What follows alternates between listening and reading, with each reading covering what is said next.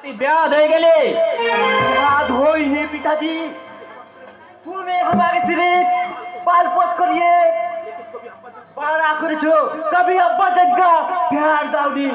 शेर बेटा কেন পিতাজি কেন তুমি আপনার বেটাকে হাতে কিতাব और কলম তুলে না দিয়ে এই চাকু পিস্তল তুলে দিলে?